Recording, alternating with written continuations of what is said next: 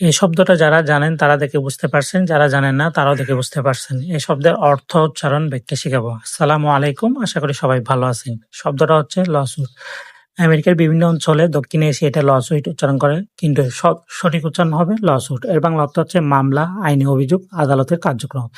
এই শব্দের ব্যাখ্যাটা দিচ্ছি আপনারা যাতে শব্দটা না বলেন এবং শব্দটা ভালোভাবে বুঝতে পারেন। লসুট শব্দের অর্থ হলো একটি আনুষ্ঠানিক মামলা যা সাধারণত আদালতে একজন ব্যক্তি অন্য কারো বিরুদ্ধে করে থাকে। সহজভাবে বললে যখন কারো অধিকার ক্ষতিগ্রস্ত হয় বা সে অন্য কারো অন্যায় ও ক্ষতির জন্য ন্যায় বিচার চায়, তখন আদালতে মামলা করা হয়। এটি মূলত লসুট নামে পরিচিত। যেমন কেউ যদি অন্যের সম্পত্তি দখল করে নেয়, ব্যবসা প্রতারণা করে, কারো ক্ষতি সাধন করে, তাহলে ক্ষতিগ্রস্ত ব্যক্তি আদালতের কাছে ন্যায় বিচার চাইতে পারে। এই প্রক্রিয়ার মাধ্যমে বিচারক উভয়ের পক্ষে বক্তব্য শুনেন এবং আইন অনুযায়ী সিদ্ধান্ত দেন।